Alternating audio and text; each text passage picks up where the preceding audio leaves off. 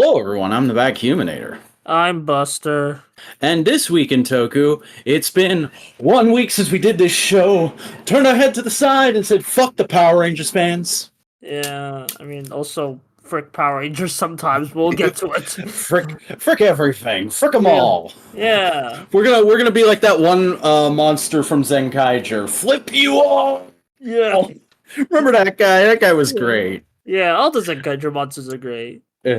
Oh man, it's been 2 weeks. We didn't do an episode last week because you had a thing and I had holiday responsibilities and life was fucking insane for a little minute there. So how you been, Buster? I've been doing some IRL shit cleaning up this week, but I did 3 videos last week. I guess to make up for no twit. That was fun. Is a little Buster fawn over there. Yeah, the Buster week. Yeah, Buster Week. That's an official nationally recognized holiday. Yeah, that's man. Speaking of nationally recognized holidays, let's talk about some internationally recognized holidays because it's Ultraman Day when we're recording this, and it's Godzilla Day when this comes out. Ooh, I did not know there was a Godzilla Day. Yep. In fact, Toho is actually doing something pretty big to celebrate Godzilla Day this year. We're going to get the first official trailer for the new Toho Godzilla movie. Actually, it'll be out before this comes out. It's not out now. We haven't seen it. We don't know what it's like.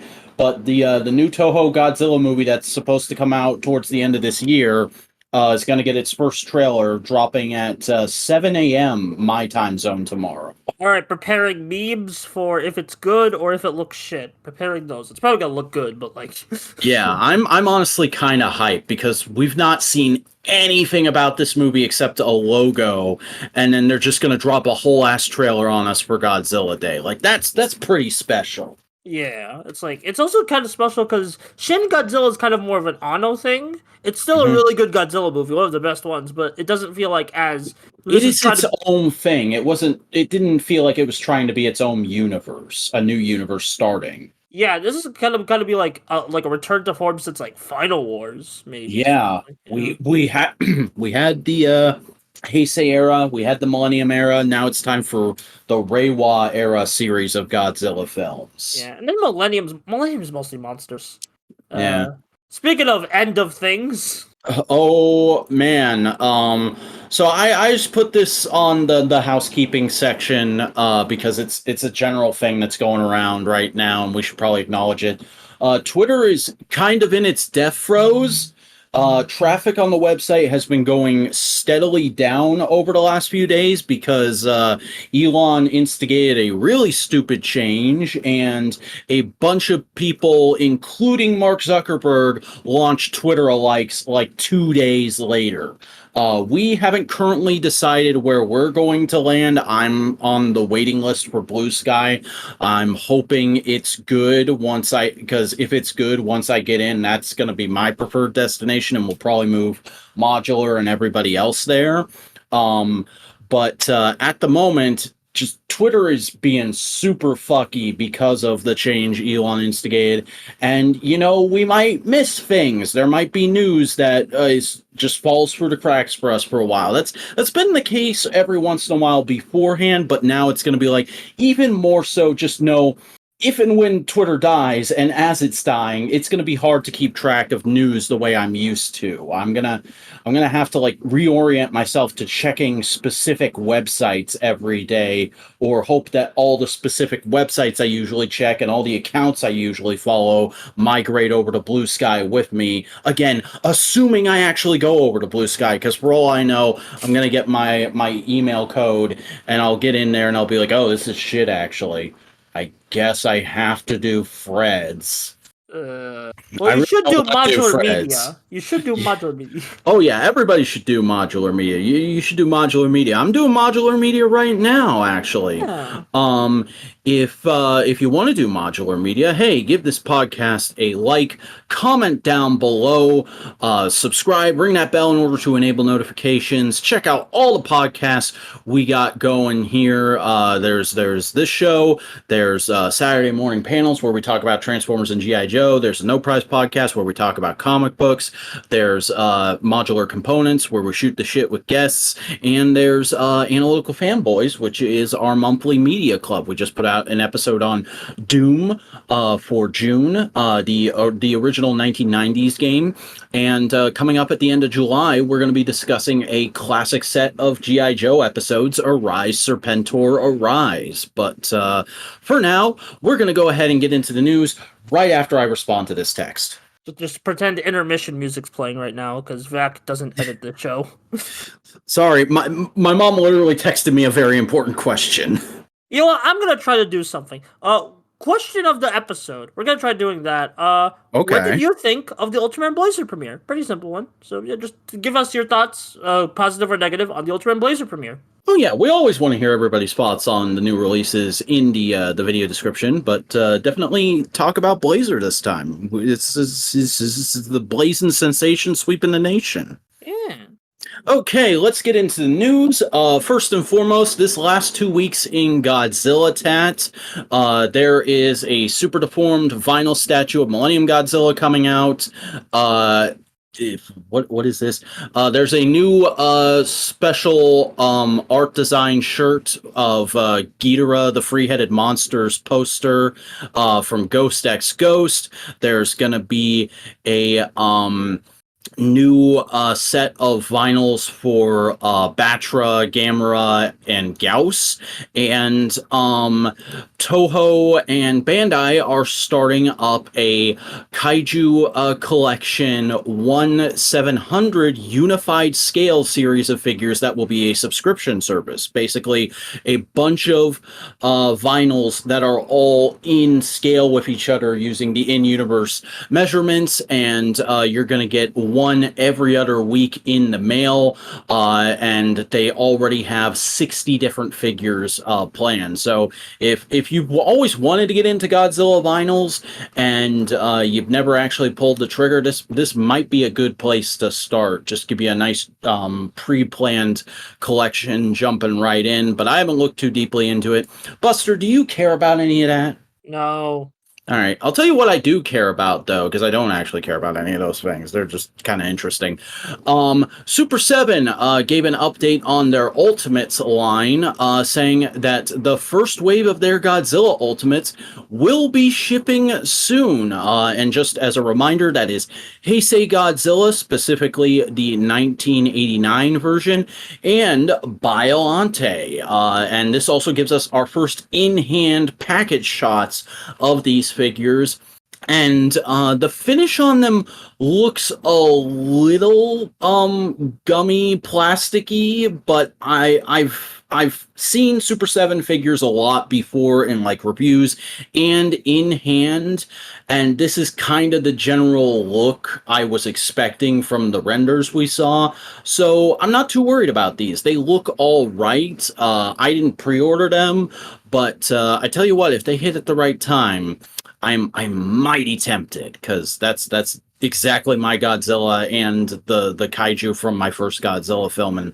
technically my first tokusatsu. So it's a real tempting set right there, and they'll be coming to a web store near you very soon, or if you pre-ordered them, they're probably gonna come to your door very soon. But that's not the only thing that's been going on with Super 7, because a reoccurring theme of our 4 pages of news links this week is SDCC.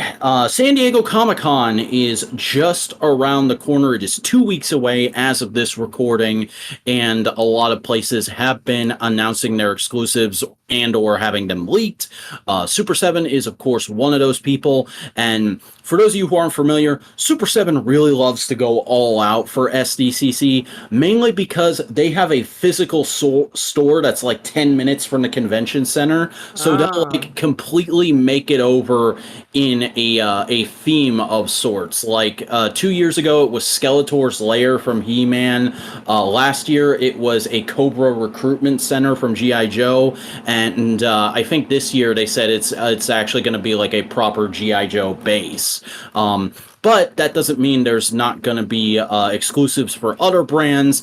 They are putting out a ton of Godzilla stuff, some special color reaction figures, a jumbo-sized figure of 54 Godzilla with the train he smashes up in the big rampage scene, a Super Shogun Rodan, and a special color version of the Hedorah mask, a special Godzilla King of the Monsters t-shirt, a special Rodan logo t-shirt, and just revealed today, as of this recording, Super 7 Ultimates Bloody Godzilla King of the Monsters. I'm pretty sure this is just a Classic Colors repaint of the Heisei Godzilla, with the bloody mouth effect, and an extra little plastic human guy that actually kind of looks hilarious.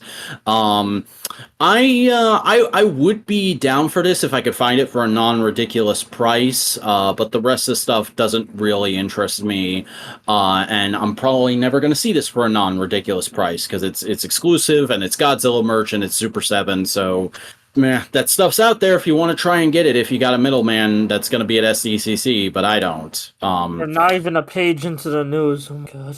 Buckle up, Buster Cup. Hey, you know where you could go now that you're all buckled up?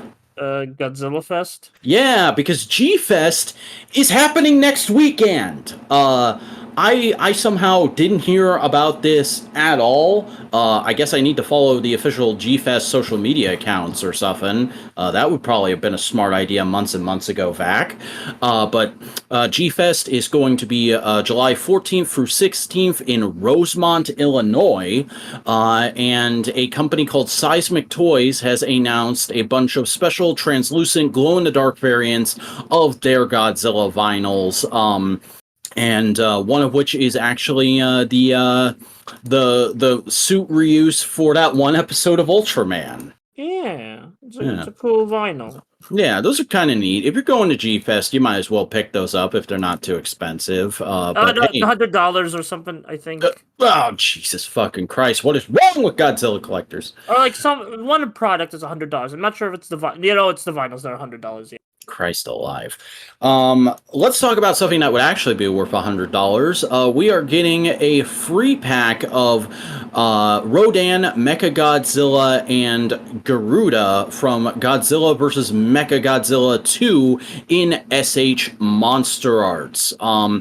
I think the Mechagodzilla is entirely reuse of stuff we've had before with maybe slightly new paint, but I don't think I've seen that Rodan anywhere before, and it looks fairly solid.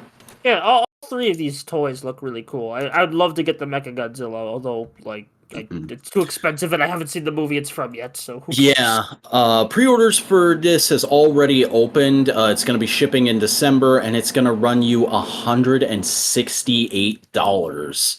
Not crazy expensive for a Monster Arts release, but still, that's richer than my blood. But hey, speaking of richer than my blood, Haya Toys recently put out a statement saying that they are going to be making Godzilla toys based on the classic monster designs very soon. So don't worry, everybody. Well, I think there's an image of Showa here, and I'm sure they're going to start with 54. But I think this is just meant to be like, hey, we're not just doing Monsterverse. We are going to get to the Toho stuff in general. Yeah. I don't know. We'll see. We'll cover this stuff as it gets revealed. I've been digging the look of Haya stuff. I haven't laid hands on a single Haya product yet, though, so I can't speak to its quality. I should probably seek out some reviews.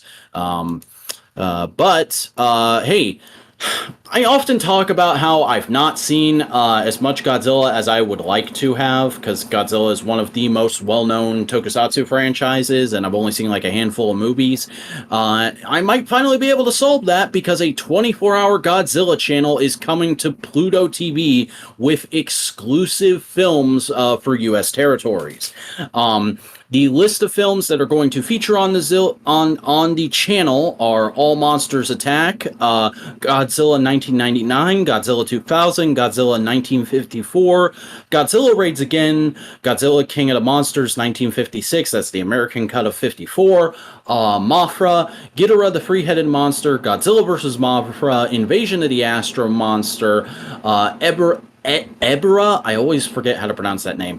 Horror of the Deep, aka Godzilla vs. the Sea Monster, Son of Godzilla, Destroy All Monsters, Godzilla vs. Hedorah, Godzilla vs. Gigan, Godzilla vs. Megalon, Godzilla vs. Mechagodzilla, Terror of Mechagodzilla, The Return of Godzilla / Godzilla 1985, excuse me.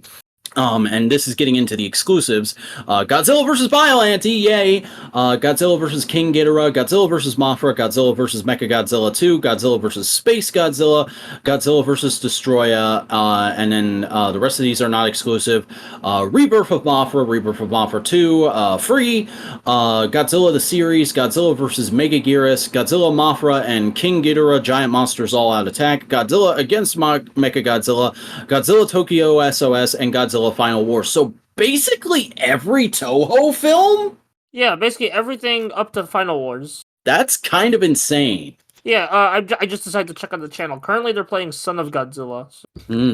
I will say there's some movies that are on there twice using alternate titles. I think those are supposed to be the dubs of those probably, movies. but still, that's pretty exciting. If you're a Godzilla fan, or if you're looking for a way to get into the franchise, I mean, if you have Pluto TV, it's free. You could just Google it. Yeah, just put that shit on in the background while you're doing chores, folding laundry or something. It'll probably be a good time. Better background noise than whatever podcast you're listening to, unless it's a Modular Media podcast. Hey, speaking of new Godzilla stuff coming your way, we just got the official announcement. It had leaked a few days beforehand by Kaiju News outlet, but there is a new Godzilla US online store coming very soon that is going to be officially run by Toho and Bandai, I would assume. They have a homepage up right now, but it's literally just a coming soon splash image and a place to enter your email for updates and alerts about special offers coming in. I followed the Twitter account, but I get enough junk email. So hopefully this will be a new like one-stop shop for all the insane Godzilla merch that regularly gets featured right here on TWIT as part of This Week in Godzilla Tat. That about wraps us up for Godzilla news. Checks timer. We are 10 minutes into the recording. Legendary Entertainment has announced that they will have a Hall H panel at San Diego Comic-Con. It's going to be on July the 22nd, which is the Saturday, from 11 a.m. to 12 a.m. PST, which I believe is like 1 o'clock to 2 o'clock my time. I could be wrong about that. I'm Eastern Standard Time, for anyone who wants to double check me on that and correct me in the comments. But yeah, this is probably where we're going to get the big announcement of what exactly the future of the MonsterVerse looks like beyond we're doing a show.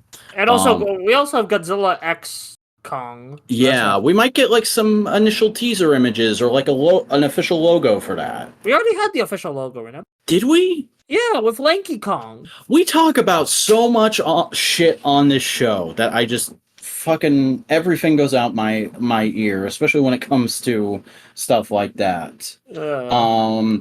But hey, a little bit of transitional news. There's new Shin Japan Hero shirts that are available exclusively in Japan. It is literally just like the images from that big splash art of all of the boys together isolated on t-shirts. Hooray.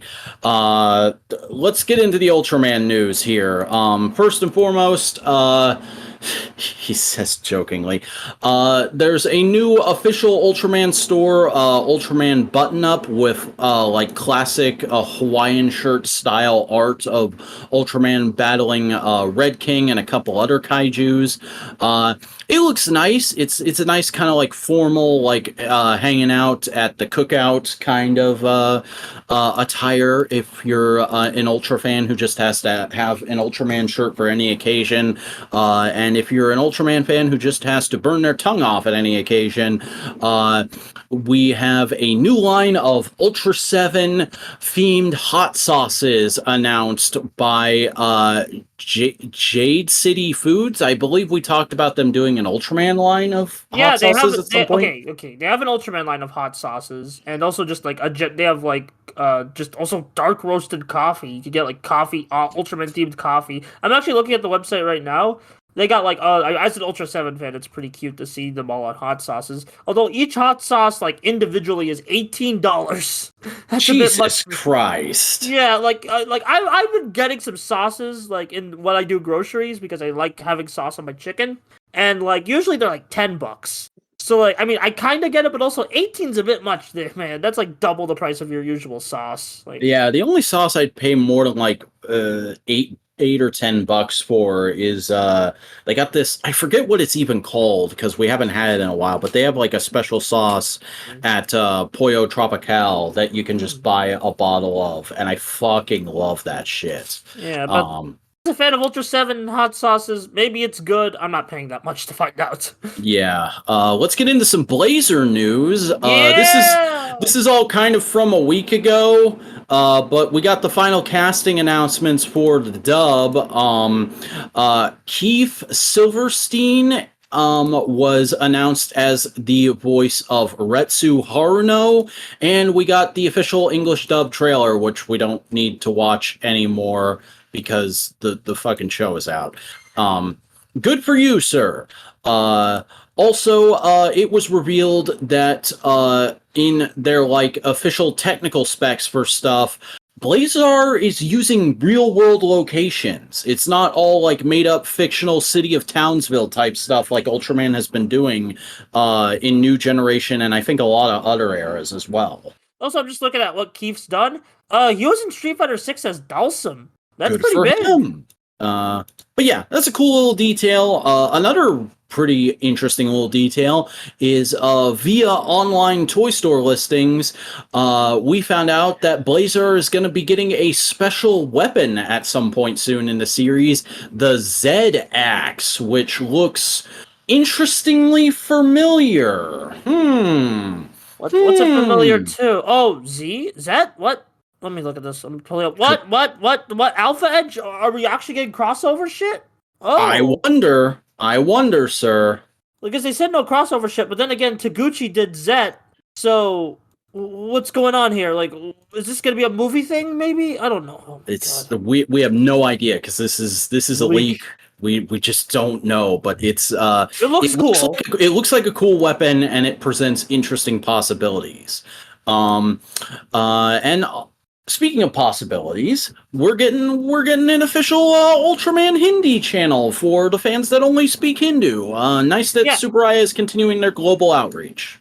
Yeah, I looked at their channel, and they have like multiple channels for multiple like languages now. Like the Hindi one's the big one because you know a lot of Hindi people love Ultraman, and there's a Hindi subtitle scene for Tokusatsu, so it's good that they already have a Hindi dub and sub for both Blazar and Zet, so that's good. Nice. So good for them. Commentator? Yeah, give me just a second here to move something. All right. First and foremost this week for Kamen Rider news, we got an announcement of a official CSM V-Free Typhoon Henshin belt. The timing. Yeah, this is really fun for you because you got a V-Free video coming out pretty soon, right, bud? Well, eventually, I don't know. I just finished the show. I'll talk about it later. Yeah. But yeah, this is going to be very similar to the original Henshin belt that they did a couple of years back. It's made with real cowhide leather. It's going to have all the sounds from the show as well as voice clips. It's got the special side doodad that he pulls out sometimes. And they did a video with the actor coming back to promote it and do a Henshin. You know, I always forget just how many of the fucking first old guard Toku actors are still alive. Get this man in a Toei Tokusatsu fan club special already. Yeah, at least, and don't do him as V3. Do him as Zubat. Do it for me, man. No. Do a special called Zubat Returns, and it's fucking green screen, all three of his characters teaming up. Yeah, that would be good. That would be good. Yeah. But moving on to more modern Kamen Rider news, we are going to be getting a couple new entries in the Legend Henshin series of belts. This is basically the budget kids line of belts. They're going to be doing a blade belt and an Agito belt. They look perfectly fine and serviceable. They're probably just going to have the Henshin sound in them, so really only get this if you're an extreme Kamen Rider completionist as an adult. Well, I just want to get it because I like Blade, and I don't want to spend $100 on CSM shit. That's what they're for. They're not for kids. They're for people who are like don't want to.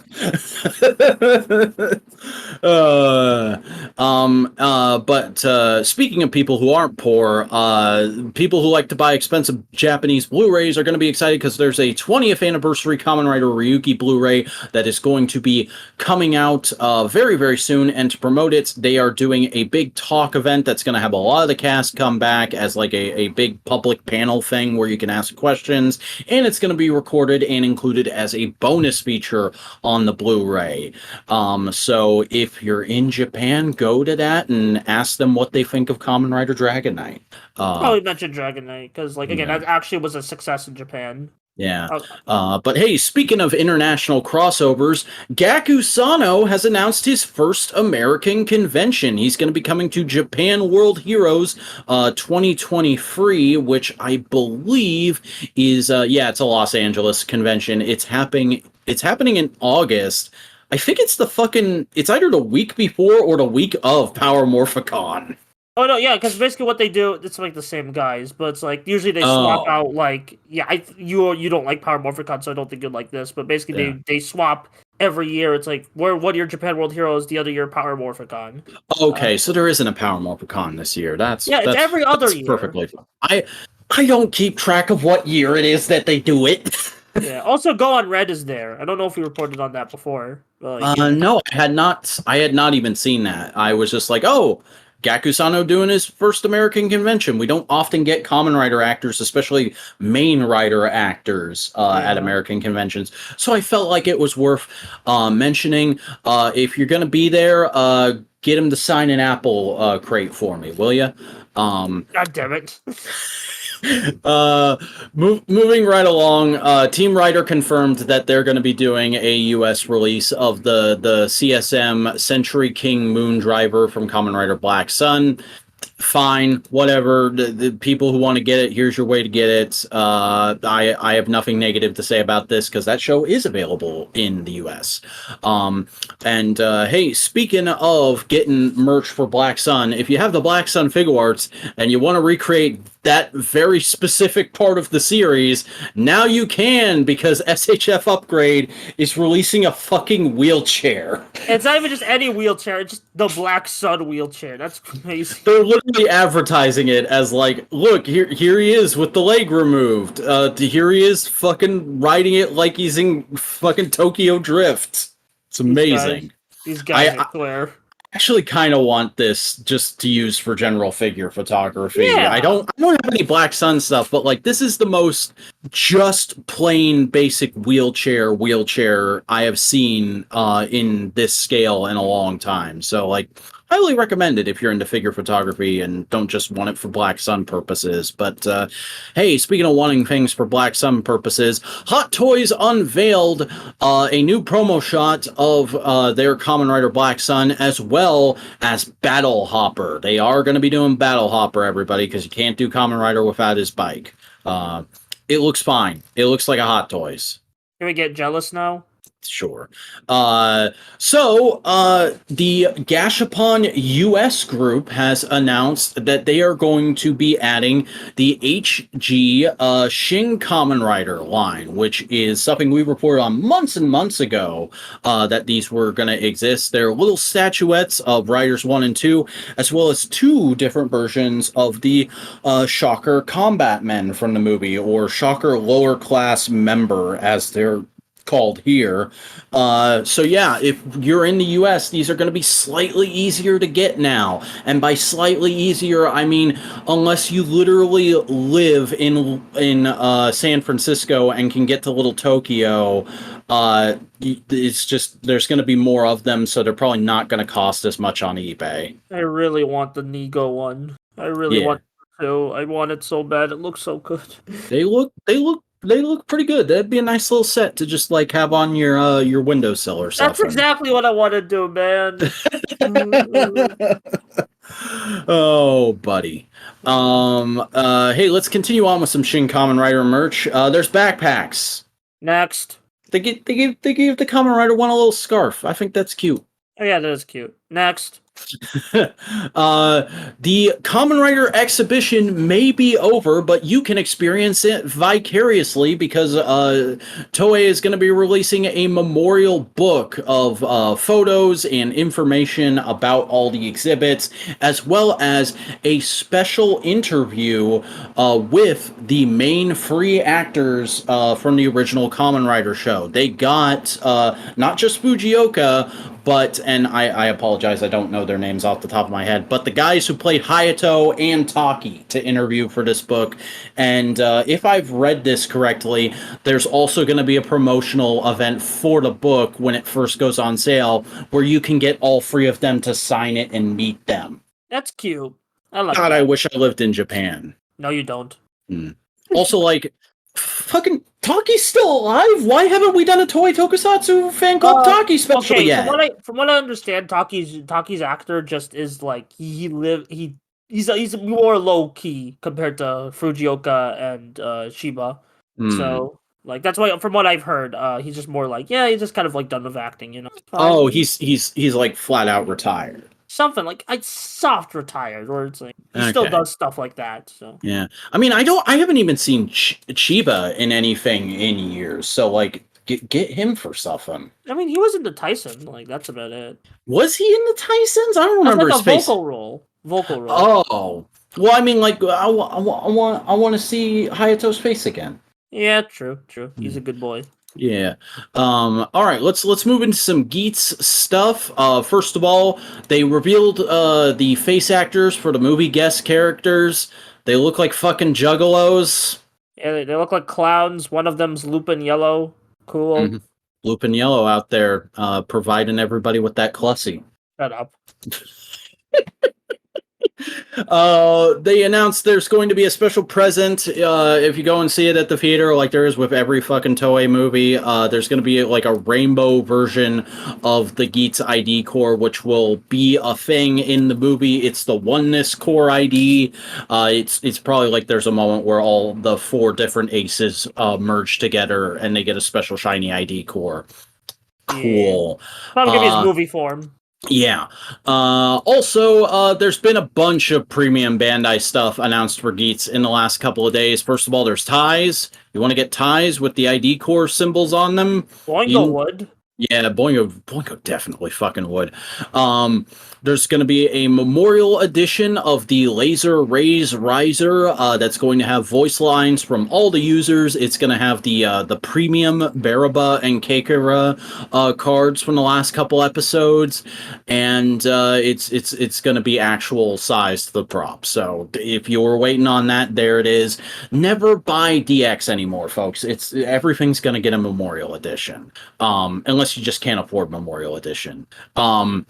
And there's going to be special edition versions of the boxes that the items come in that are going to come with drivers and ID cores and the boost raise buckle. Actually, I'm not sure if those actually come with those. Those might just be. I think those are just in there as examples of what you can put in there. I apologize, but they are themed after the free backup riders to Geats, and they're going to come with Desire Royale and Desire Grand Prix wish cards. So if you wanted a replica of that prop, this is your way to get it. Only like $6,000 or whatever it actually is. And hey, there's something that's happening right now. There's something that Toei's filming right now that they don't want us to know about. There's a new Kamen Rider program on the horizon, everybody. And if you live in Japan and you have a Toei Tokusatsu fan club membership, you can apply to play an extra in that. Yeah, they've been doing this like every year for Sentai and Rider. Like, I'm not sure if it's a Toei Tokusatsu fan club exclusive thing. I know, like being volunteered by me, like what they are featured in, because I know there was the Punk Jack one, which definitely had Toei Tokusatsu fan club extras because we knew about that ahead of time. So I'm not sure if it's going to be like a special or if it's going to be a proper episode. We'll see. Also, this is described as volunteers. So if you do live in Japan and you're going to apply for this, don't expect to get paid. It's Toei. Cheapskates. Yeah. But hey, speaking of that new Kamen Rider program, there have been a fuck ton of leaks and rumors for Kamen Rider Gachard over the last couple of days. I tried to grab... And weeks. Oh my god, it has not ended. It calmed down in the last couple of days, but for like the last 2 weeks, it's felt like every few hours there's been something new about Gachard. So I'm gonna try and go through everything in order. First of all, we got the design sketch leak, which I thought looked interesting. I thought it could make for a good suit. Then the suit leaked like an hour later. And it's literally that leak. Yeah, like fucking that is the quickest turnaround from here's a drawing of what it looks like to here's an actual picture of it in Western Toku fan history, I think. It's obviously not the best, most high res shot of it. It's not standing straight up and down. It's in a rider kick pose, but we can see that it's basically the colors of the original Kamen Rider with bits of orange thrown in, and it looks like he's wearing Kamen Rider's suit on top of his suit, because the gimmick is you put 2 cards into the belt, and the rumor right now is that his base form is Hopper and Steamliner, because those cards leaked, as well as a gun that it looks like you put cards into. I like the very Digimon-esque look of the cards. I don't love this form. I love it. It's not terrible, it's just a little too busy for my taste. Well, I would have to disagree, because this is my favorite Reiwa form, I think. Well, one, it's blue, and I've been begging for a blue Reiwa Rider. It's greenish blue. Greenish blue. It's teal. It looks teal. But yeah, I love the little goggles. The helmet's super unique. It kind of gives me X8 vibes. He has the scarf, so we're not ditching scarves after, I guess, Geats. It's kind of reminding me a bit about like how Blazer took some influence from Shin Ultraman in terms of like its tone, and this is like going for aesthetics. I'm not sure if tone is gonna. I'm pretty sure they're not gonna try to replicate Shin's tone, but like. Also, I just noticed he's got chrome legs. Yeah. Oh yeah. I just know. Yeah, the train. It looks like a train's on his legs. It's really cool. Yeah, and it's like also Train Rider. That's a big deal. Yeah, that's cool. I hope more of his forms have stuff to do with trains and just generally look more like trains, but I doubt it. I think it's going to be a build type thing where like every form is a new wacky combo of 2 things. Yeah, I think Bugs will be a constant though, because like, he has a hopper, which is kind of like I'm like, okay, we're already doing a hopper. Okay. I'm going to take a wild guess. Kuwagata helicopter. All right, well, I'll write that down. Okay, may as well. There's been rumors. I'm not gonna like say like who was doing? I mean, you have a bunch of weird links here, and I'm like, I think Yeah, probably just people just. there were a lot of weird links within the first couple of days. A pirate and a race car card leaked. Okay. The logo leaked, and then a few days later, we got the official, or actually a few days ago, not a few days later from this leak, the official logo got revealed, and it looks about the same. Just a little more detail added to it. But there's also been some staff rumors flying around and some casting rumors flying around. Mainly, the one I've seen a lot of people parroting is that it's going to be Revice's writer and Koichi Sakamoto as the director. I don't. Okay, here's the rumor I saw. There's two different ones going around. That's the one I saw. A lot of people say this is probably it. No, here's what I think it is. Not what I think. What I want. What you've seen. What you've seen. Shoji Onomura, who wrote Kabuto and the Tysons, he might be coming back. And also the producer of Kyuranger, which that's a gold combo for me if that's true. I hope it's true. I would love to see Onomura come back to Kamen Rider. So yeah. So those are the two competing staff rumors right now. Team Sakamoto or Team Unomura for you? I gotta be honest. I love Sakamoto too much. Man, I'm not gonna be mad if it's not him, but like, I would be excited to see a new fully Sakamoto Kamen Rider show. Bro, his Ultraman stuff's been mid as hell. Like, you think he's still? Yeah, but that's because he's not had a good story. Fair. You give that man a good story, he can work wonders. And he did do some good episodes of Geats. The other big rumor has been, with the rumor being Revice's writer, we might be finally getting girl main writer, because there's a rumor going around that a model/actress named Hayarui Sakaruta has been cast as the main heroine of the show. Now, whether that means the girl of the cast, I always hesitant to call it love interest, because it's not always a love interest. But we don't know if it means she's the writer girl or if it means she's the writer. But the rumor is that she's been cast in it, and obviously she's a young Japanese actress. I've not seen her in anything before. I have no opinion on her abilities as an actress whatsoever. If she's in the show, cool. If she's the first main female girl writer, holy shit, that's awesome. I hope Sakamoto. If that's the case, get Sakamoto away from her. Okay, we've talked. I wanna take a minute right here, because we've talked about this before. We've made jokes about Sakamoto overly sexualizing things.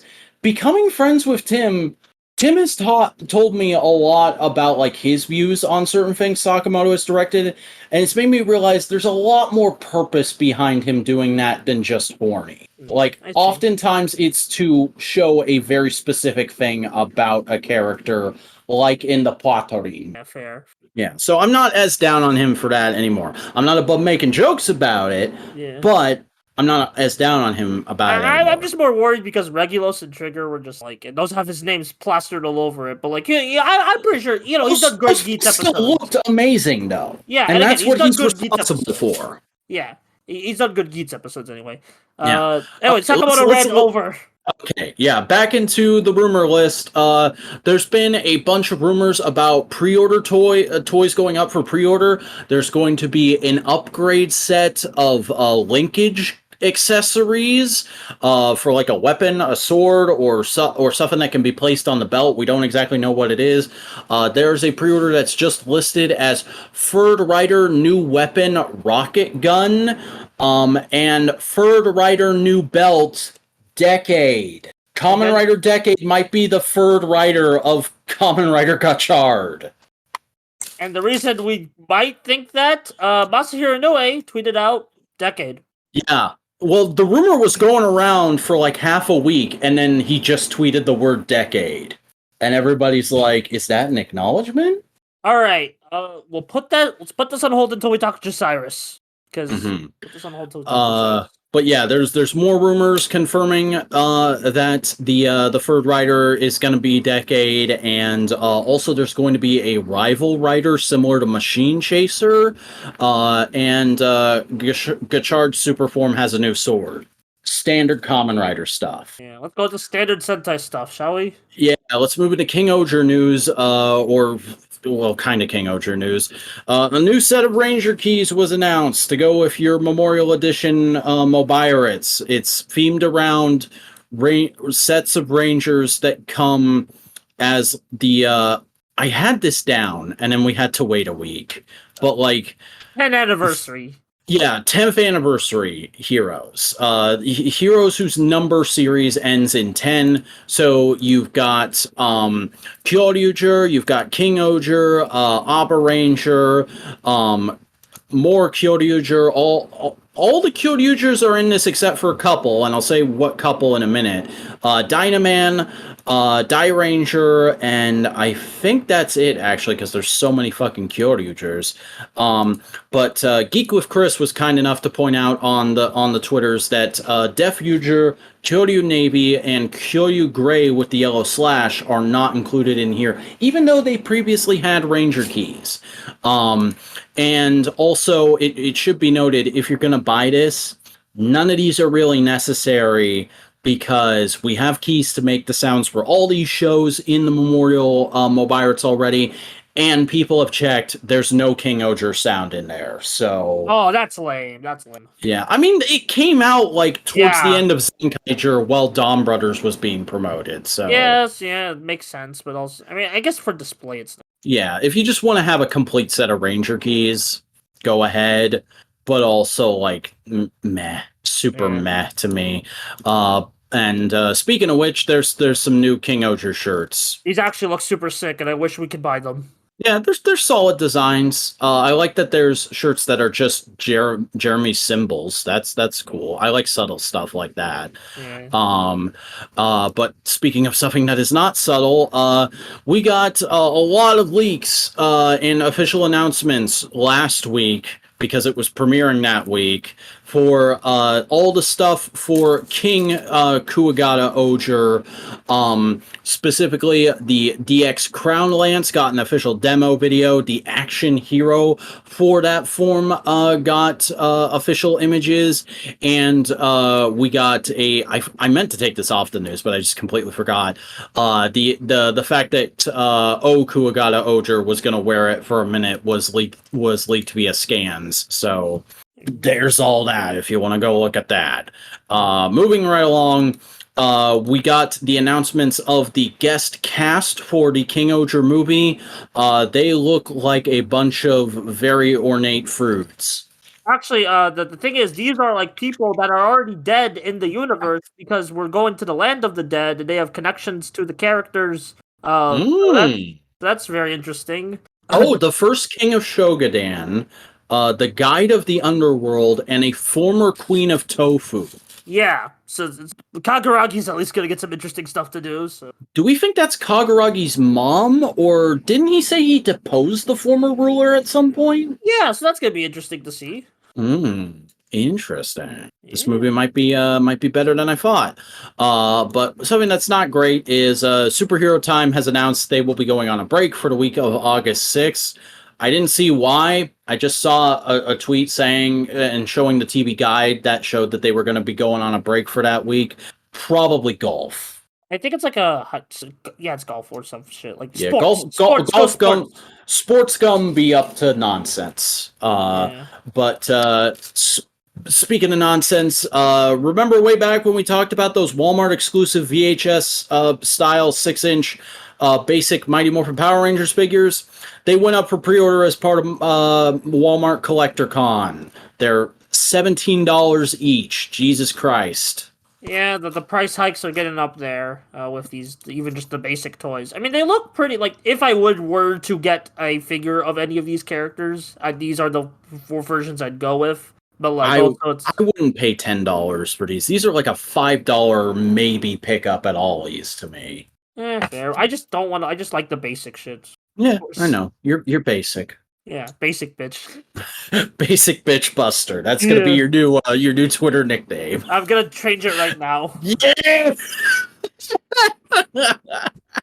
Oh, I'm making that the name of the episode too. Fuck it. Let me write that down real quick. Okay, I just changed it on Twitter. Anyway, next. All right. Entertainment Earth put up a new listing on their Drop Zone page for Wednesday, July 26th at 10 a.m. Pacific time for a Hasbro action figure, and the hint they give is it's back in black. Wait, is that too much of a hint? I'm not sure anymore. Well, we're sure you'll be thrilled for yet another mammoth reveal. It's the pre-order for Remastered Black. We know when it's going to happen finally. Honestly, I appreciate the bios guy being like, I don't even care. Yeah. It's funny, it's cheeky, Yeah. it's cute. And like this figure still looks really really good. It's just it's not enough of an upgrade for me to replace the Mighty Morphin Black I already have. Well, what? Screw replacing. Get some new shit like this. Yeah. Super 7. I skipped a thing for a second there. The SDC exclusive Power Rangers Lightning Collection item from Hasbro has leaked. These are not official images. These were leaked by @NSewell Ralph, who has leaked a couple different Lightning Collection things before, including like I think the entire rest of Remastered after the first wave. I think that was him. But we get to see the fully painted prototypes of the red, black, blue, and yellow Omega Rangers, as well as their full suite of accessories, and a shot of the box. And yeah, these look really good. These look like a great representation of these suits. Does it suck that they don't come with unmasked heads? Kinda, but also like this is better than I would expect for these suits, given how much Hasbro has been dragging their feet on Boom stuff recently. Honestly, these suits translate incredibly well to toys in my head. Yeah, better than you would expect, actually. Yeah, I kind of hope the Boom artists, like, if they are gonna do more original Power Rangers designs, get these guys to do some like actual show designs. And like, yeah, I definitely want red. If anybody wants to just sell me red out of the 4-pack, I will pay 1/4 of the MSRP for this 4-pack. Hit me up on Twitter or the YouTube messages. I think I have my business email listed on my channel. Yeah, I'm not sure. Like, do I have to like go to San Diego Comic-Con to get this, or will it be like on a website? We talked about this in the previous episode of TWIT, actually. Hasbro is not going to have the exclusive physically there at San Diego Comic-Con. They are going to have a stack of business cards with one-time use QR codes that they're going to give out to people. And they will be putting limited quantities up on Hasbro Pulse each day. So consider it. Now, given that this is a 4-pack and these figures are retailing for $30 a piece, let me open my calculator here real quick. $120. Yeah, $120.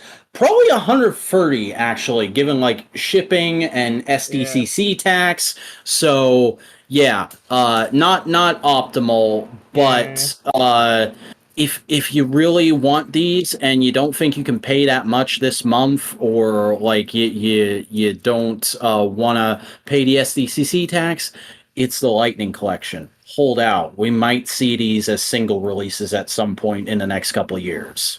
Yeah, I'd like to get blue at least, just because like the character's fine, but I also like that suit. Yeah, I want to get red just because I like the idea of having every Red Ranger and Lightning Collection. But other than that, the only thing that really tempts me about this set is the new effects piece for Trini's hammer. Because I'm pretty sure it's not come with anything before. But also, I did also just think of this. Even if I can't get this Red Omega Ranger, they have that female body. We might get Trini as the Red Omega Ranger as a single release at some point. Oh, that'd be neat. Yeah, I'd be down for that. Somebody at Hasbro, make that happen. But that's all we basically have to say about that. Now we got to move into some slightly unfortunate Super 7 news. This tends to happen sometimes with their stuff for similar reasons. They did not get the required amount of pre-orders they needed to go into production for several of the figures from Wave 4 of Power Rangers Ultimates. Specifically, Madame Woe and Tiger Zord in battle mode are no longer happening. They're still going to be making the White Ranger, but that's probably going to be it for this line. Because usually when this kind of thing happens, they pump the brakes on the line really hard. Pretty unfortunate. It's almost. Go ahead. I don't know. It's almost like making like one show of like a 30-year-old show series. Like just making toys of that one show isn't as profitable as people may hope. Yeah. It's kind of unfortunate in my opinion. I was hoping to see like some really crazy obscure stuff. Like I've joked several times on the show before, getting a Quagmire figure would be amazing to me. But yeah. It does also make sense just because like you said, Buster, there's Mighty Morphin Power Rangers just doesn't have as much legs as people think it does, especially these days when there's so many options for that base team now. It's like if you're going to throw your hat in the ring, you better be doing something really special with MMPR. Yeah. But moving right along, we do also have the Super 7 MMPR SDC exclusive announcements. They are going to be doing a special set of their reaction figures of the main 5 Rangers, styled specifically after the original 8-inch action figures, which means they're going to have the silver belts, they have the coins on their chest, and they come in replicas of that original packaging, just with the Super 7 logos on it. There is going to be a black and gold version of the Ultimates Dragon Zord. There's going to be a special Dragon Zord and White Ranger shirt, and that's it. Looks fine. It looks fine. Yeah, I don't care about any of this, honestly. Perfectly good exclusives. It's stuff you don't really need, but if it's your specific thing, it's going to be a must-have. But it's not our specific thing. What is our specific thing, though, is I love seeing behind-the-scenes stuff.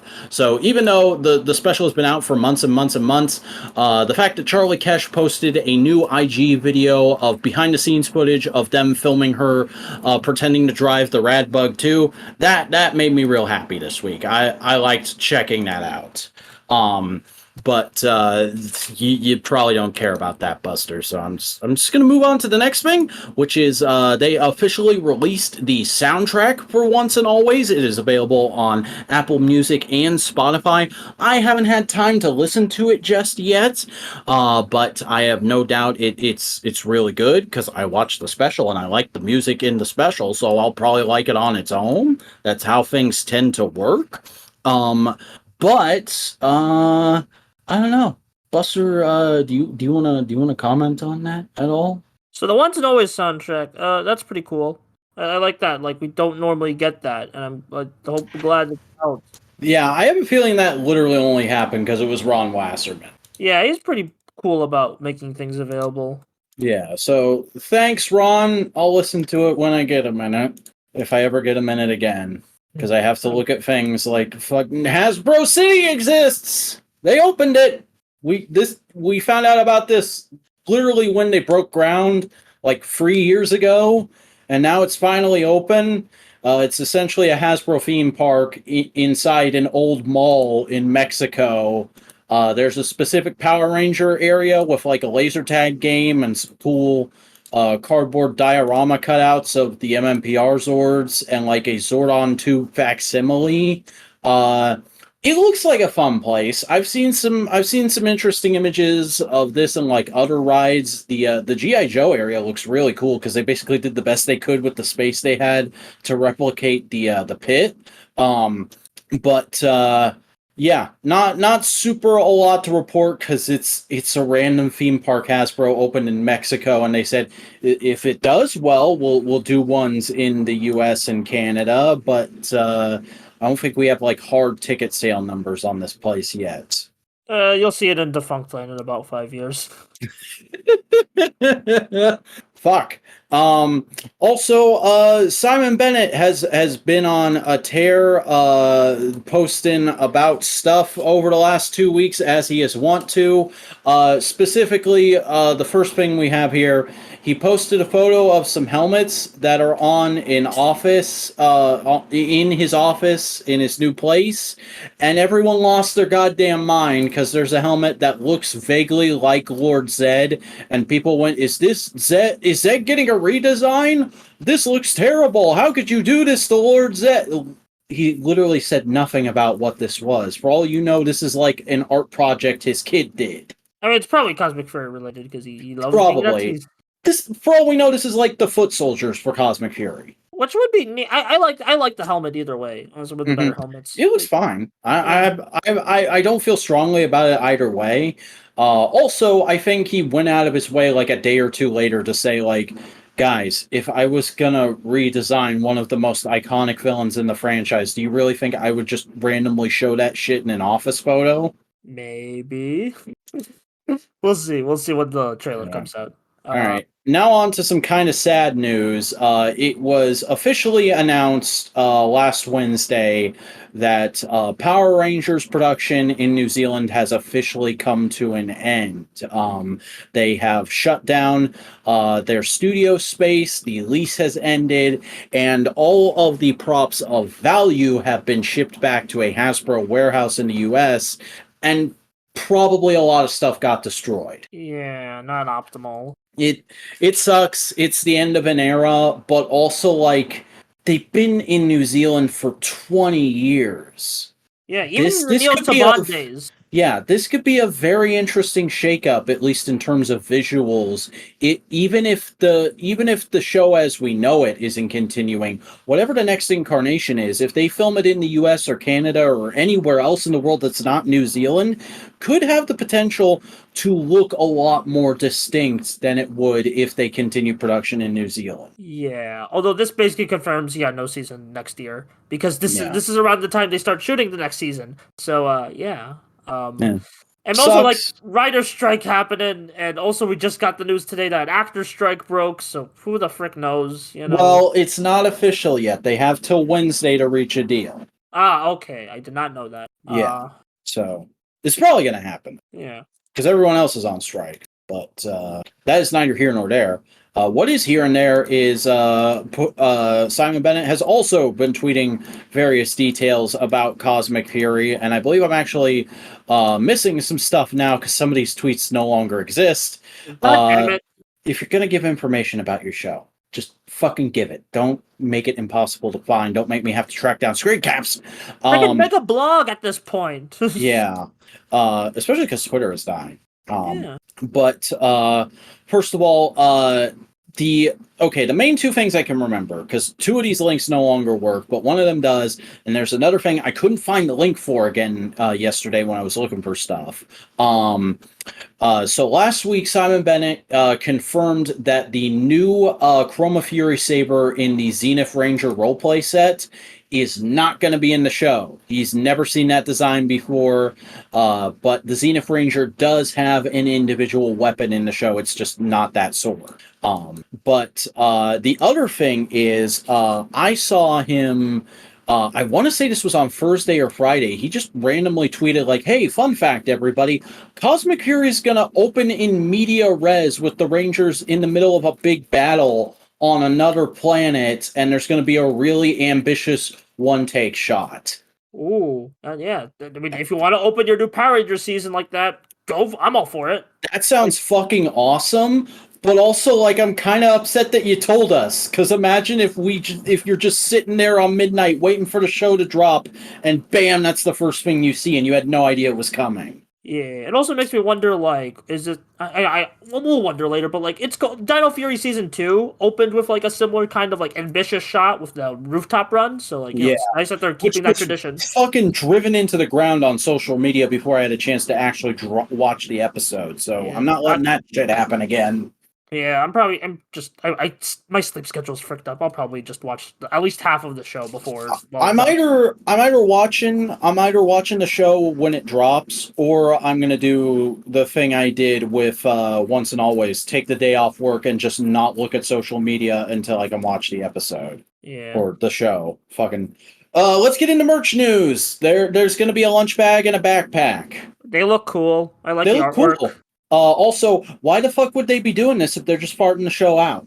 Hasbro does this for the shows every year, so hey, they're limp wristing it with Cosmic Fury crowd. Where you at? Where you at, Doomsayers? Huh? Come out, show yourselves. Let me slap you in the fucking face, you bitch. Well, the Doomsayers have 1 point in their favor. Yeah, we got leaked images of what the Cosmic Fury Megazord toy actually looks like. It's just Q Reno with the electronics stripped out. My disappointment is immeasurable. The paint is slightly more metallic. The Q-Tamas are not translucent. And it looks like it might have been retooled to add universal joints at the hip. And that's it. No arm articulation. I get it, like, it's a clunky toy, but also The arms do move up and down as part of the Q Reno mold, but still, like, this is Jesus a major fucking downgrade. Christ. It's a major downgrade, man. Like, especially because I have the Dino Fury Megazord. That thing's super fun. And I was so looking forward to this because I was like, oh, we're gonna get the Beast Morphers and Dino Fury articulation with the Q Reno. Q Reno is one of my favorite Sentai mechs. I love Q Ranger.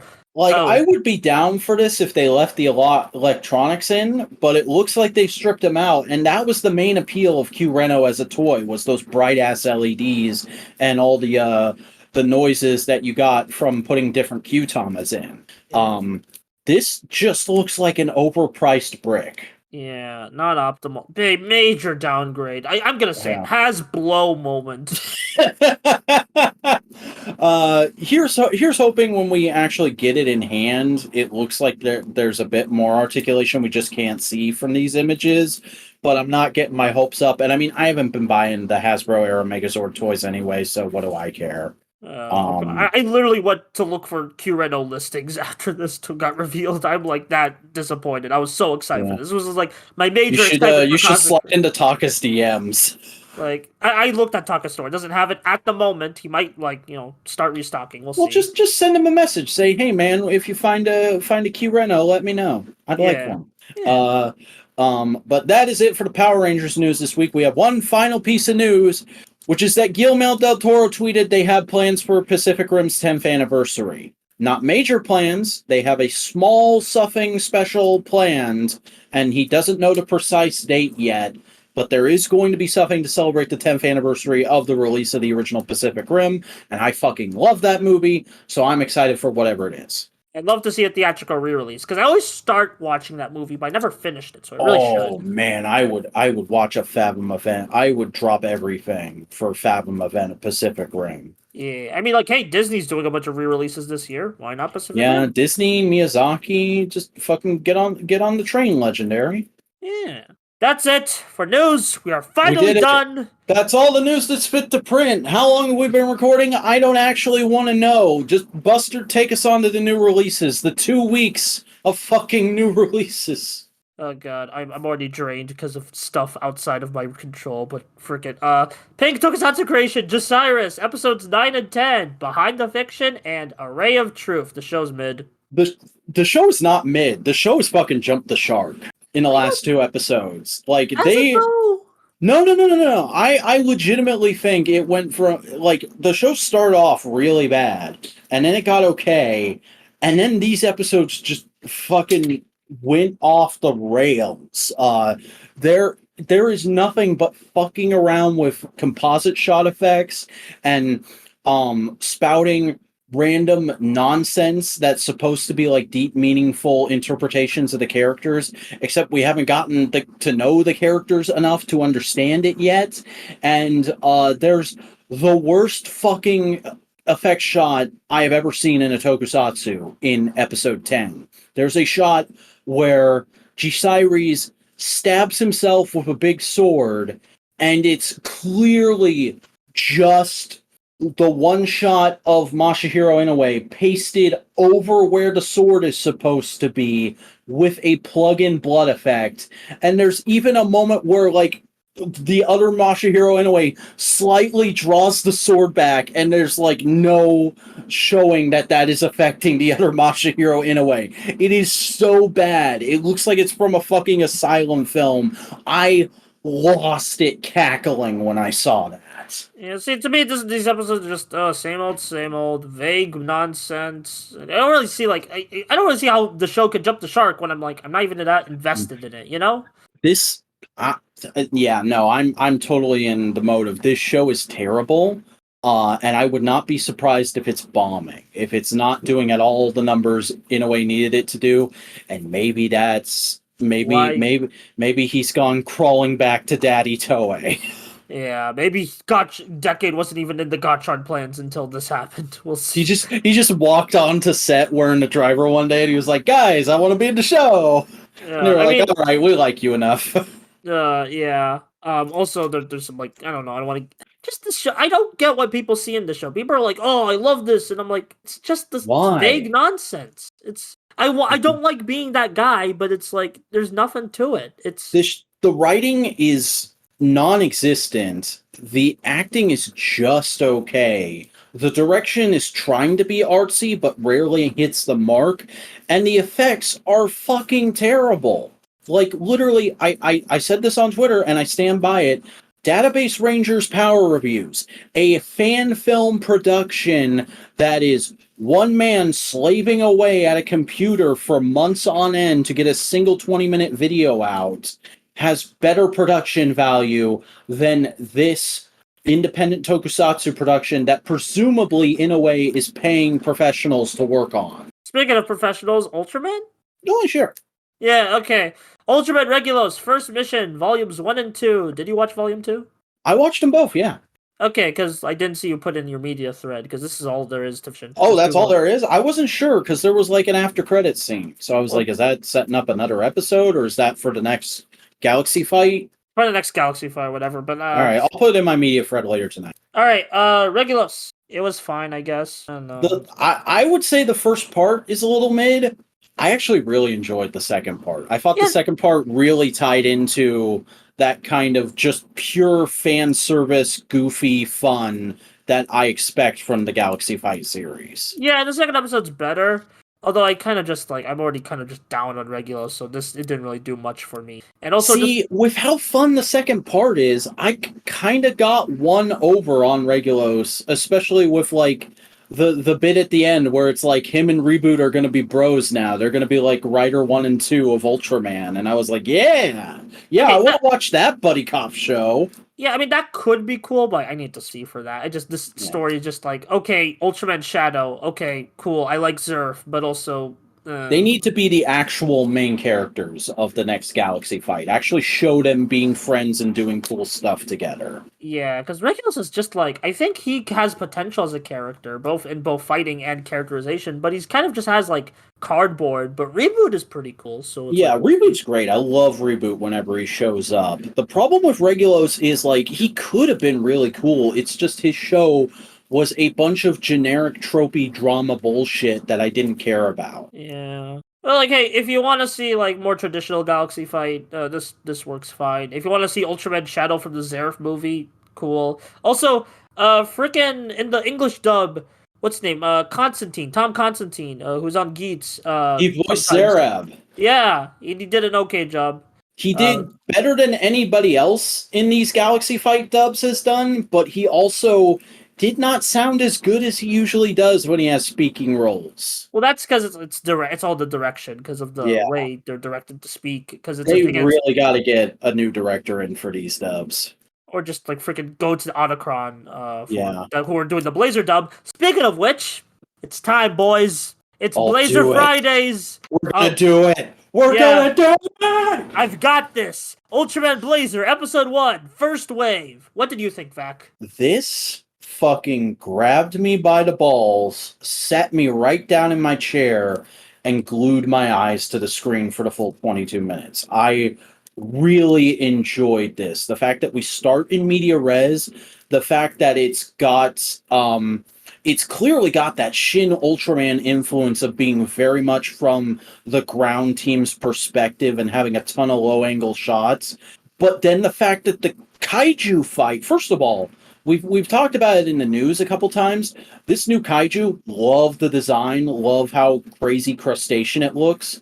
But then the actual fight is just a fucking wrestling match. It's just a goofy like Chikara kaiju big battle wrestling match, and I loved it. Yeah, it was. And also Blazer. The characterization the Ultraman has just from the visuals is amazing. Cause like he's already a very big, screamy, angry boy, and I love it. There's so much conveyed through body language and the unique grunt language they gave Blazar. With like at first it seems very clearly that the Ultra is in control, and then there's like a clear moment where Gento gets control again. He's like, "Wait, what the fuck? Oh, okay, I'm gonna get the hang of this. Hang on." And then he just gets more and more into it and keeps psyching himself up. Like that bit where he's just jumping up and down and screaming was amazing. Yeah, and I just love what this episode is like. It starts on like it's basically the first half is the darkest hour for like this team where it's like, ah shit, nothing's working. Like we're kind of like to danger. And that kind of shows in like the cold open because we don't even have the opening yet. It's just a cold open. And of just like here's the Blazer logo. And it also goes out of its way to show how badass Gento is. Like, you guy freaking does a James Bond jetpack plane jump. He has a brain blast at one point. He saves an entire injured squadron. Dude's cool. Yeah, and I really like the performance both in Japanese and English. I kind of prefer the Japanese one just because it's more. I feel like it's more distinct and elderly, while like Johnny Young Bosch gives it a more shonen voice. Yeah, I didn't mind the dub. I did watch both separately, not back to back. My one like big hang up with the dub, I would say, is they put way too many effects on the radios in the dub. You can barely hear what people are saying. Yeah, that's understandable. I watched the dub with also a sub track. The second time I watched it because the dub track wasn't on the premiere. There was like a glitch with that, but the dub track's up now. So like I watched the first Japanese, and then the next day I watched it dubbed. And like so I did the radio talk to remind me, but that's kind of like from what I've seen of the Z dub, that's kind of like the typical radio effect they had. And yeah, it was basically just as good as the Z dub. Although I think like again, Johnny Young Bosch kind of feels more of a stunt casting than like he would fit this character for me. He is also just doing a Johnny Young Bosch anime dub voice. It's nothing special. Yeah, but Johnny Young Bosch is one of the better anime dub voice actors, so I don't exactly hate that. Yeah, it feels more like again the Johnny Young Bosch is more of a stunt cast and like an actual like you would fit this character, but I still think he did a good job. If you like, no disrespect to Mr. Bosch, but if you could pick a voice actor to voice Gento, having watched this episode now, would you pick somebody else? Do you have a name? Kyle Herbert, or Hugh Herbert, the voice. I mainly know him from voicing Ryu in Street Fighter. I think he would do a good job. Just more of that elderly voice. I'm not familiar with him, but I'll take your word for it. Yeah. But like Johnny still did a great job. So yeah, and this episode, man, this was so well constructed. Just like I said, it just grabs you by the balls and goes, "You're going to be interested in this. You're going to want to know what happens next." Yeah, just the opening scene of just him everyone talking in the military ship, and then they just go like Fortnite skydiving. It's just good. And then I love the little extra like I call them CGI flourishes in Toku, or the effects, but I really like how they look in this show specifically, of like the laser beams and the spear. Oh, the spear is so cool. It's really so well composited in this episode. I also love like how much characterization they give to all the like incidental characters, the people in like the analytic space who are watching the fight, the people in the jets flying high above who they talk to a couple of times. We're never going to see them again, but they decided, screw it, we're going to give our all, you know? You get a feel for who these people are, and like you and through them you understand everybody has a certain amount of respect for Gento. Like, this guy is a big deal. He's already done a lot of cool shit. This is just the latest chapter in the book that is The Many Adventures of Gento Hiramo. Yeah, and I'm very excited to see that book continue. Also, speaking of, they mentioned a thing from 3 years ago. Do we think that's gonna come up in the story probably? But like, oh my god! Did he get blazered earlier? No, dude. Do you know what happened 3 years ago? Zed. Fuck. Gucci! Gucci! I read you bastard. I read your book. Oh, so that's where the ZX is coming from. Oh. All right. Give me grizzled old veteran Haruki. Let's go. Or just it'll probably get. He isn't that old, man. I know. I'm just joking around. Maybe that's why they did the Zet dub, just for this. Oh. Yeah, just to remind you that show happened. Even though he's been in like movies and shit constantly. Yeah, he was in episode Z. He's been in like all the galaxy fights. Anyway, but yeah, still really good episode. Crazy that we can have a sub versus dub discussion about Toku. That's crazy. Yeah.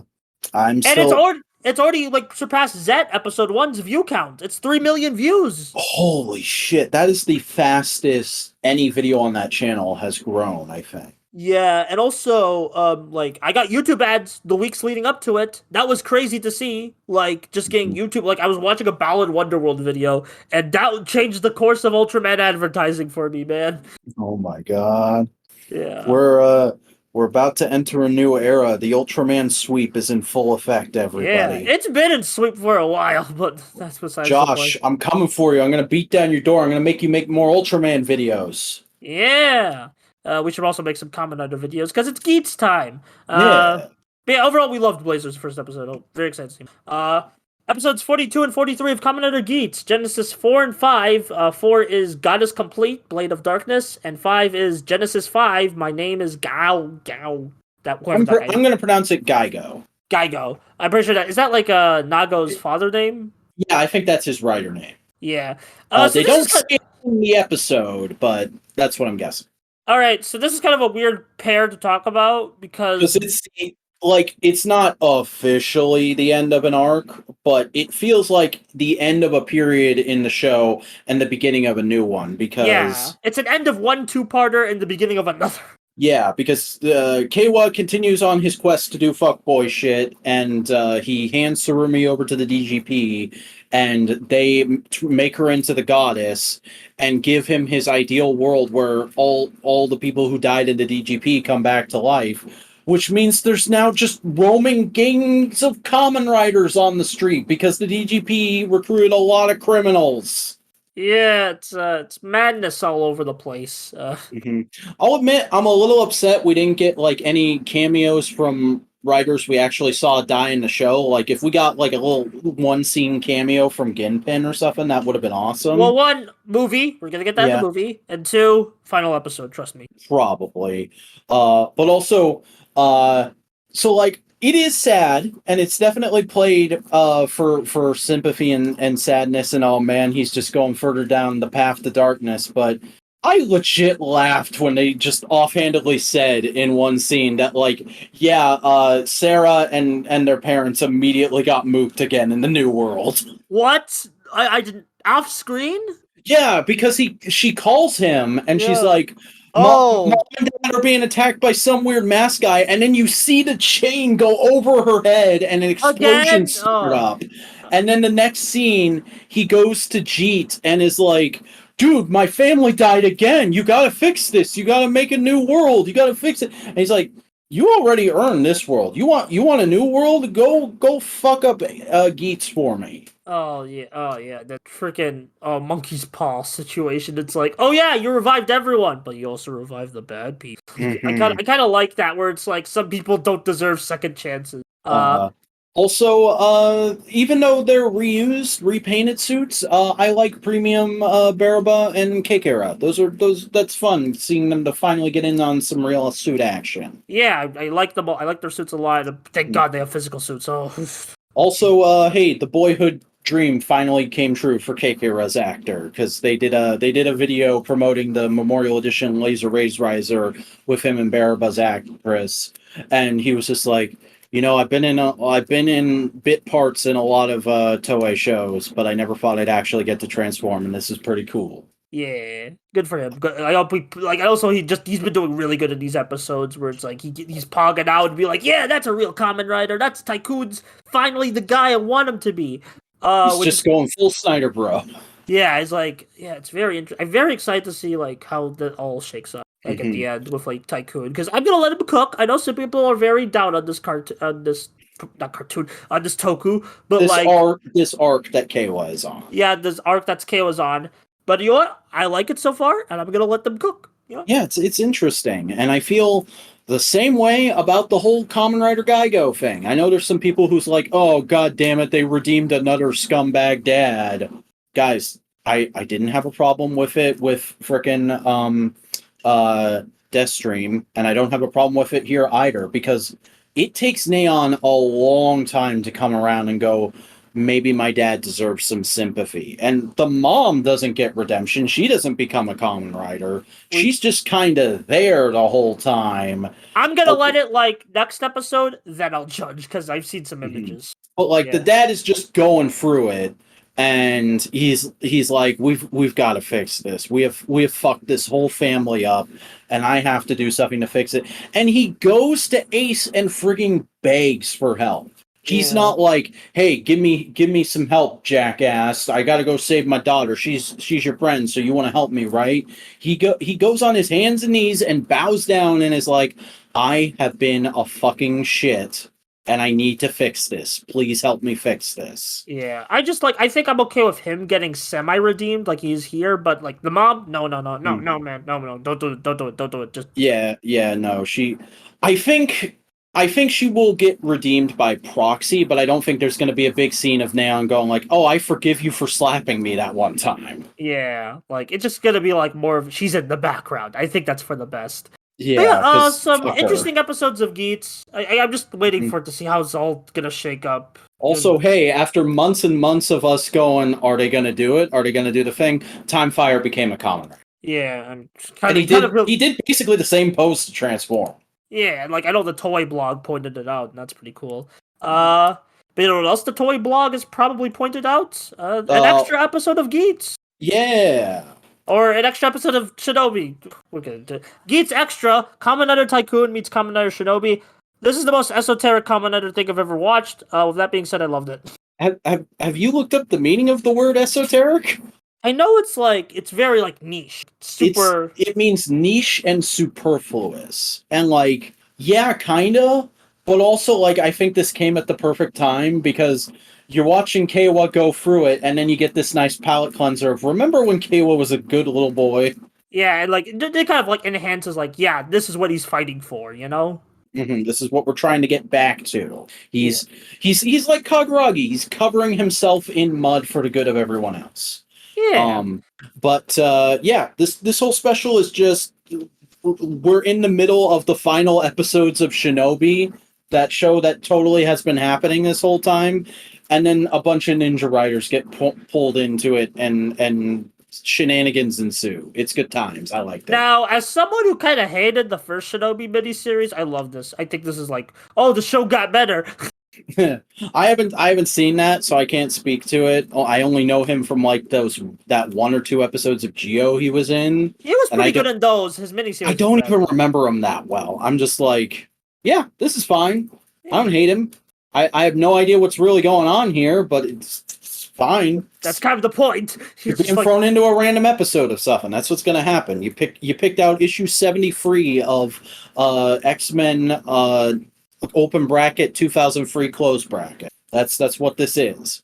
Also, everything with ZX was my favorite part. Oh yeah, ZX was really good. Oh, the fact that they replayed Dragon Road. Yeah. I also love that he just shows up and he starts spouting like Showa generic teamwork. We're gonna be comrades bullshit, and Tycoon and Shinobi just kind of go along with it. They're just like, who's this guy? Did he just say he's a cyborg? What? Yeah. Okay, he's older than us, so I guess we'll listen to him.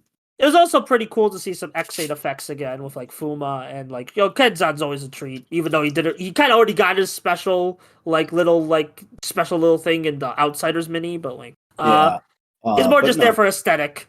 But I really enjoyed this. Get more Showa Rider actors back, please. Yeah, while you still can.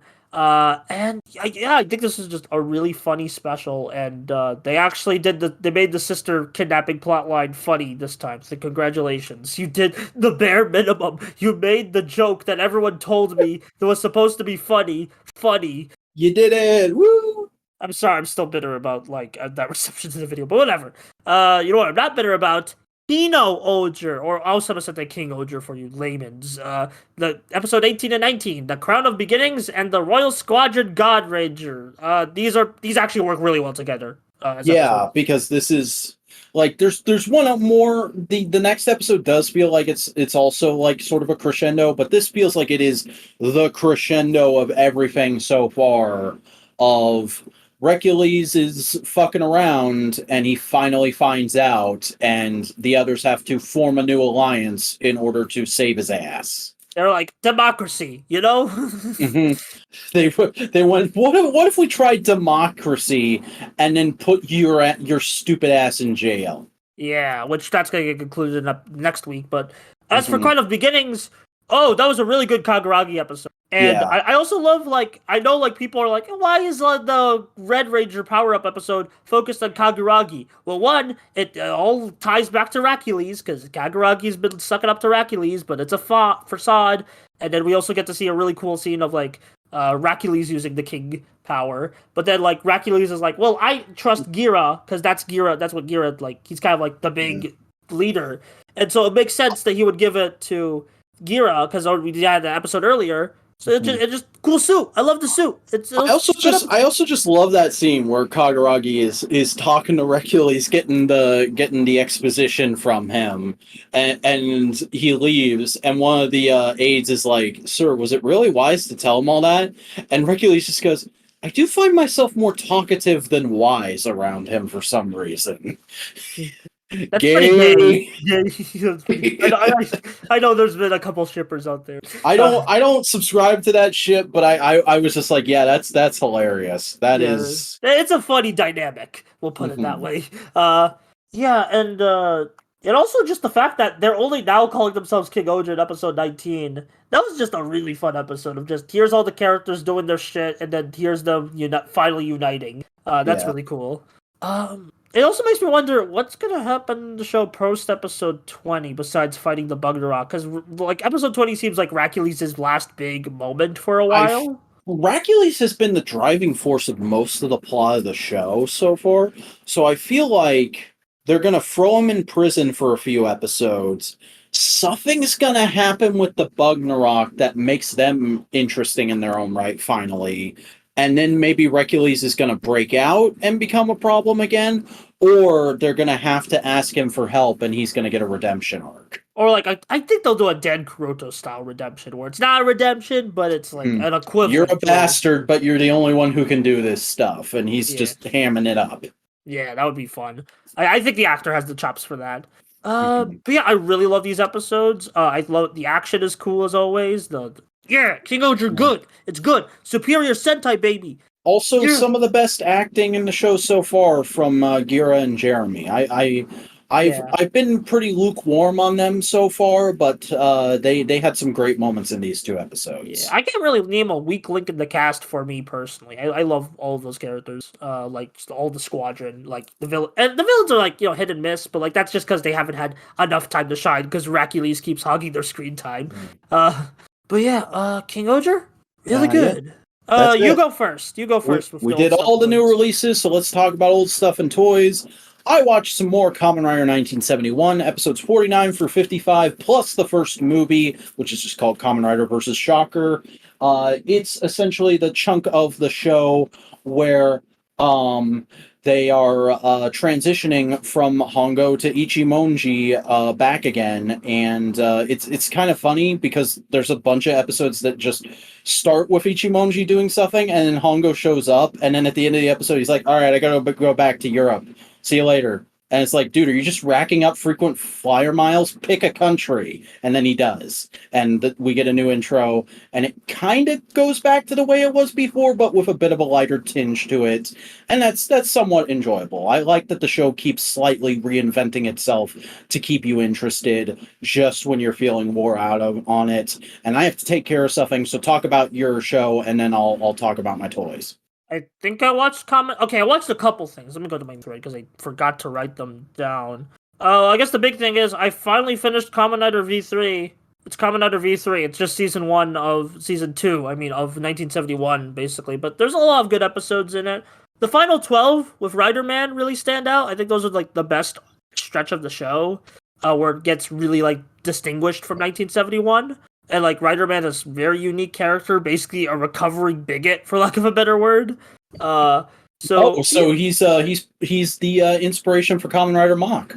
Yeah, basically. And yeah, Rider Man is. I like Rider Man. Yeah, he's a cool guy. V3, he's a cool. Not my favorite Hiroshi Michioki rule. Like, Zubat's always going to stay king, but like he does a pretty cool character. I don't know. It's just like it's more 1971 to me, and it's refined, yes, but it's not like I don't think it ruined the original, but it's fine. It's more stuff. It's not as interesting as I was anticipating. But I also that's interesting to hear because I have always wanted to check out V3 just because like I never hear anyone say anything about it, and I've heard the next is pretty different from the show. Oh yeah, 100%.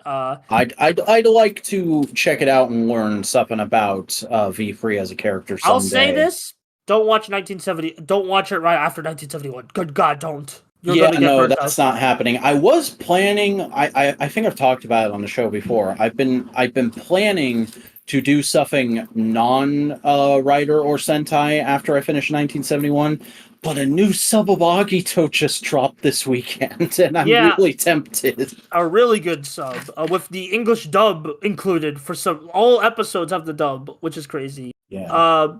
And also I decided because it's Ultraman Day, and kind of before I finished up V3. I checked out the last 12 minutes of Ultraman vs. Kamen Rider because people only subbed the last 12 minutes, even though I want to hear all the retrospective fluff. It was the last 12 minutes. That's basically just a short film of Ultraman and Kamen Rider teaming up. It's good shit. It's really cool to see these characters with like 90s Heisei effects. Those are like some of my favorite aesthetic in Toku, so it's really cool. Yeah, I don't know if I have that marked on my drama list, but I know I watched it once years ago, and it was really cool to see. Yeah, it's just a nice little short film. Would recommend. It's on Internet Archive if you're curious, so go check it out. Yeah. And I opened a bunch of Lightning Collection this week because I had a bunch of plastic-free packaging stuff sitting on my to open pile for a long time, and I was literally starting to get anxiety about like, is this all the right stuff? Am I missing any accessories? Is there something wrong with these figures? I need to just open them and see. So while we were recording modular components this week, I was opening them and doing some quick figure photography. So hey, everybody, subscribe and listen to Components when it comes out on Friday. I'm not on it. Yeah, but it is an interesting episode. I'll give it that. First and foremost, Turbo Invisible Phantom Ranger. I had this open for 5 minutes, and I dropped one of the hands, and I didn't find it until literally a couple of hours ago. It just straight up disappeared into the carpet monster. There's literally a portion of the show where it sounds like I'm far away from my mic because I'm under my desk looking for the hand for a long time, and then I gave up, and then I had to vacuum my room today for reasons, and so I was like, all right, let's take one last look down there and see if it's there, because I don't want to vacuum it up and lose it forever. And it was literally right next to the outlet extension that all my computer cords are plugged into. But actually talking about the figure, it's a clear version of the Phantom Ranger. It's got a nice pearlescent finish to it. The joint tolerances are actually a little bit better than my copy of the original figure. But it's not like, whoa, crazy different. It's just, it's that figure, but clear. If that's something you want, there it is. Dino Thunder Black, yeah, it's a good thing this is the last Dino Thunder Ranger, because this mold feels wore out. Like, it's not as loose as people are making it out to be, or at least mine isn't, but the joints certainly feel like this is a mold that's been run through almost one too many times. I did get a gold tipped brachio staff. And other than that, not much to report. It is a figure of that suit on the same mold. I like that they peg the shoulder pads into the torso, so they're not going to get in the way of the shoulders articulating at all. But other than that, it's about as good as I thought it would be. It makes me happy. My Dino Thunder team is finally complete. I finally have a figure of the best version of Tommy, and it completes the Ranger side of the first season of Power Rangers I ever saw. But I want more, like Mesogog, because I also opened Mesogog.